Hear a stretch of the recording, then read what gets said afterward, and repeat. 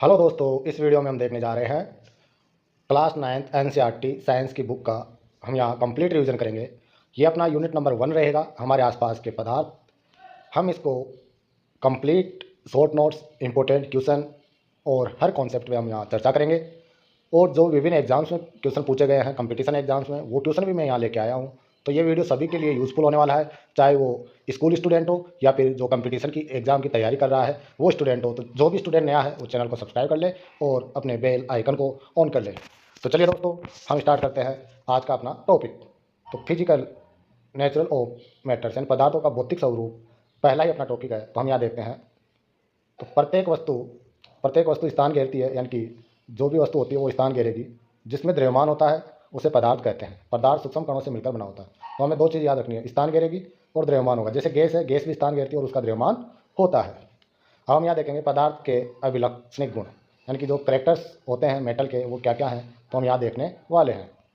तो चलिए, पहला ही गुण है कणों के बीच रिक्त स्थान। हम देखते हैं कि कणों के बीच में रिक्त स्थान होता है। जैसे कि हम चीनी और जल को मिलाए और नमक को मिलाए, तो जल का जो और चीनी और नमक एक दूसरे में अच्छी तरह से घुल जाते हैं। तो वो क्यों? क्योंकि जो कण होते हैं उनके मध्य रिक्त स्थान है। जैसे जो चीनी है और जो नमक है, इनके मध्य रिक्त स्थान है, तो पानी इनके अंदर चला जाएगा और ये आसानी से इनमें घुल जाएंगे। तो हमने देखा कि कणों के बीच रिक्त स्थान होते हैं। दूसरा जो गुण है वो कंटिन्यूस मोशन, यानी कि निरंतर गतिशील होते हैं। तो कण क्या होते हैं? निरंतर गतिशील होते हैं, यानी कि particles of matter are continuously moving because they possible kinetic energy यानी गतिज ऊर्जा with an increase in temperature, यानी कि जब हम तापमान बढ़ा देते हैं काइनेटिक एनर्जी भी इंक्रीज हो जाती है और पार्टिकल्स मूव फास्ट, यानी पार्टिकल्स बहुत स्पीड से गति करने लग जाते हैं। तो आपको ये ध्यान रखना है। हिंदी में देखें तो पदार्थ के कण निरंतर गतिशील होते हैं क्योंकि उनमें गतिज ऊर्जा होती है। तापमान बढ़ने पर कणों की गति बढ़ जाती है, यह आपको ध्यान रखना है। थर्ड जो इनका गुण है वो है परस्पर आकर्षण, यानी कि इंटरमोलिकुलर अट्रैक्शन जो होता है वो particles of matter attract each other with intermolecular force. The strength of this attraction varies from one matter to another matter. Maximum in solid, यानी कि ये अधिकतम परस्पर आकर्षण जो होता है वो ठोस में होता है, सॉलिड में होता है और न्यूनतम गैसों में होता है। हम यहाँ देखेंगे कि पदार्थ के कण एक दूसरे को आकर्षित करते हैं। ये आकर्षण बल ठोस में सर्वाधिक तथा गैसों में सबसे कम होता है। अब हम देखेंगे पदार्थ की अवस्थाएं। तो पदार्थ की 5 अवस्थाएं हैं। हम यहाँ मेनली 3 अवस्था देख रहे हैं, नीचे चौथी और पांचवी अवस्था भी हम यहाँ देखेंगे। Matter mainly exactly 3 physical state, solid, liquid और गैस, यानी कि 3 अवस्थाएं हैं। 2 additional stage discover by scientist. देखिए, प्लाज्मा चौथी अवस्था है और बोस आइंस्टीन कंडेंसेशन बीईसी 5वीं अवस्था है। तो हम यहाँ देखेंगे कि ठोस, द्रव और गैस अवस्था में इनके गुण क्या होते हैं। तो यहाँ देखिए, अगर अपन आकार और आयतन की बात करें तो जो सॉलिड होता है उनका आकार और आयतन दोनों ही निश्चित होते हैं, यानी कि इनकी शेप और वॉल्यूम दोनों निश्चित होता है। जबकि द्रव्यमान का आकार निश्चित नहीं होता लेकिन आयतन निश्चित होता है। गैसों में आयतन और आकार दोनों ही निश्चित नहीं होते, यानी अनिश्चित होते हैं। तो आप ये देख सकते हैं। आगे हम देखेंगे कि इनमें कंप्रेसिबिलिटी कितनी है, यानी कि ये कंप्रेस, अब इनको दबाए तो ये संपीड़ित कितने होते हैं। तो हम देखेंगे कि ठोसों में दबाने पर कोई असर नहीं होता या नगण्य होते हैं। द्रव को दबाया जा सकता है तो ये कम होगा, लेकिन सबसे अधिक किसको दबाया जा सकता है? गैस को, यानी कि गैस में संपीड़ितता का गुण सबसे ज़्यादा पाया जाता है और ठोस में सबसे कम। दृढ़ता और तरलता, तो दृढ़ता ठोस में ज़्यादा होगी और तरलता द्रव में होगी। तरल बहते हैं और सबसे ज़्यादा अगर तरलता होगी तो वो होगी गैस में। गैस को हम जैसे ही खुला छोड़ते हैं गैस बहुत एरिया में फैल जाती है, आपको ये ध्यान रखना है।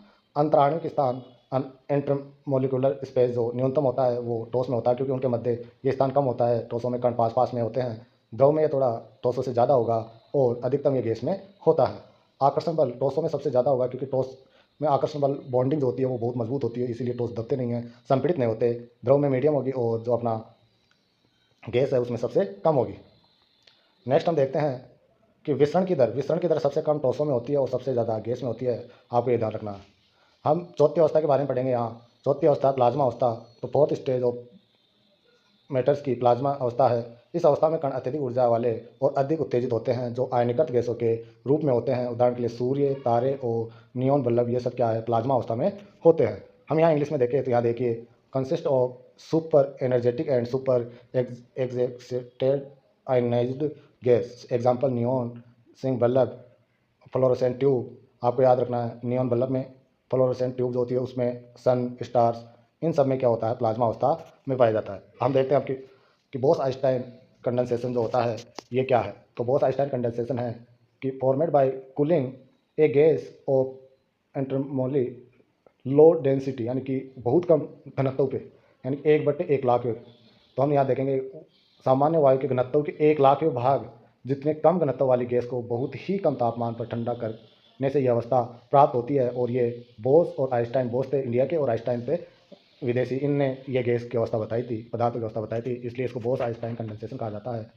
हम देखते हैं पदार्थ की अवस्था में परिवर्तन। तो पदार्थ की अवस्था में परिवर्तन से यहाँ काफ़ी क्वेश्चन पूछे जाते हैं।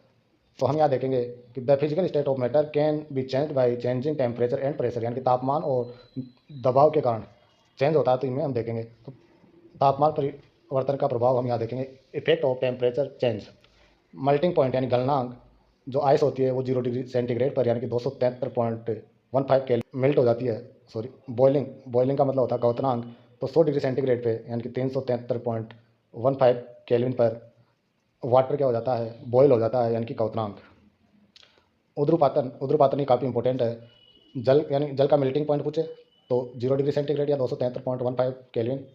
अगर जल का बॉइलिंग पॉइंट देखे यानी क्वथनांक पूछे तो 100 डिग्री सेंटीग्रेड या 373.15 केल्विन। और उद्रुपातन के बारे में पूछा जाता है तो उद्रुपातन होता है कि ठोस से सीधा गैस में परिवर्तन होना। सिमुलेशन का मतलब है कि ठोस से सीधा गैस में अगर परिवर्तन हो रहा है तो उसको हम कहेंगे उद्रुपातन। तो इसके एग्जाम्पल्स है, काफ़ी पूछे जाते हैं। कपूर जो होता है, कपूर ठोस होता है, जल के गैस में बदल जाता है सीधा। अमोनियम क्लोराइड और नेपथलीन की गोलियाँ, ये सब क्या है, उद्रुपातन के एग्जाम्पल है। एंथ्रेसिन, ये भी क्या है, तो नेपथलीन, एंथ्रेसिन, अमोनियम क्लोराइड और कपूर, ये सभी उद्रुपातन के एग्जाम्पल्स है। हम देखेंगे निक्षेपण। निक्षेपण होता है direct change of gas into solid, यानी कि गैस सीधा सॉलिड में अगर बदल रहा है तो उसको बोलेंगे हम निक्षेपण। नेक्स्ट यहाँ हम देखते हैं गुप्त ऊष्मा, पदार्थ की गुप्त ऊष्मा, ये भी काफ़ी इंपॉर्टेंट है। लेटेंट हीट ऑफ फ्यूजन, यानी संगलन की गुप्त ऊष्मा, संगलन की गुप्त ऊष्मा। Amount of heat required to change 1 kg solid to liquid, यानी कि 1 किलो सॉलिड को लिक्विड में बदलने के लिए, एक मेल्टिंग पॉइंट पे लाने के लिए हम जो ऊष्मा की आवश्यकता होती है उसको कहते हैं हम संगलन की गुप्त ऊष्मा। और वाष्पीकरण की गुप्त ऊष्मा क्या होगी, ये भी हमें ध्यान रखना है। तो latent heat of vaporisation, amount of heat required to change 1 kg liquid, यानी कि 1 किलो लिक्विड द्रव्यमान गैस को, liquid to gas, 1 kg liquid को गैस में बदलना, यानी कि गैस में बदलेगा, गर्म करेगा, इसका मतलब बॉइलिंग पॉइंट, बॉयल होगा, यानी कि क्वथनांक।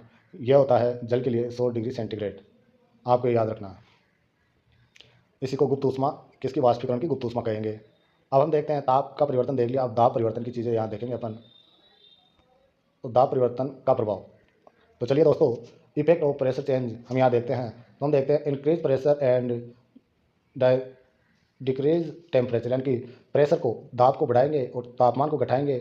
कैन, जो गैस होती है वो लिक्विफाई हो जाती है, गैस, लिक्विफाई गैस। एग्जाम्पल ठोस कार्बन डाइऑक्साइड, इसको बोलते हैं ड्राई आइस, शुष्क बर्फ। ये पूछा जाता है शुष्क बर्फ किसे कहते हैं, तो ठोस कार्बन डाइऑक्साइड को शुष्क बर्फ कहते हैं। तो गैस क्या होगी, जब इसका तापमान कम कर देंगे और प्रेशर बढ़ा देंगे तो ये ठोस में परिवर्तित हो जाती है। तो कार्बन डाइऑक्साइड को हम इसी प्रकार से शुष्क बर्फ के रूप में रखते हैं, ठोस के रूप में रखते हैं। तो वाष्पीकरण हम यहाँ देखते हैं, वाष्पीकरण होता क्या है, वेपोरेशन क्या होता है। तो देखिए डेफिनेशन इसकी, change of liquid into vapor at any temperature below its boiling point, it is a surface phenomenon, यानी कि जो लिक्विड को वाष्प में बदलने के लिए जो टेम्परेचर होता है, जो बॉइलिंग पॉइंट होता है, उसी को वाष्पीकरण कहते हैं। तो देखिए वाष्पीकरण यानी कि जो जल का जो बॉइलिंग पॉइंट है वो 100 डिग्री सेंटीग्रेड होता है, यानी कि जल 100 डिग्री सेंटीग्रेड पे वाष्प में परिवर्तित हो जाता है।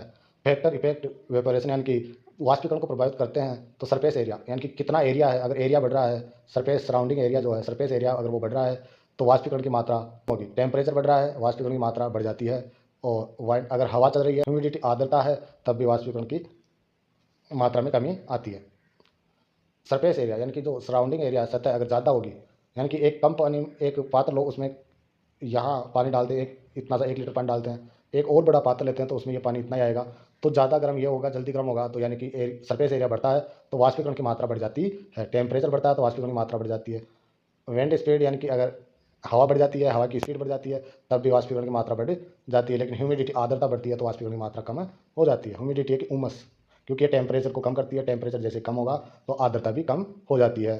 परीक्षा उपयोगी यहाँ इकाइयाँ हम देखते हैं। तो देखिए तापमान को केल्विन में मापा जाता है, तो तापमान के केल्विन अगर सेंटीग्रेड दिया गया है, जैसे 0 डिग्री सेंटीग्रेड, इसका मतलब है 273.15 केल्विन, 273.15 केल्विन।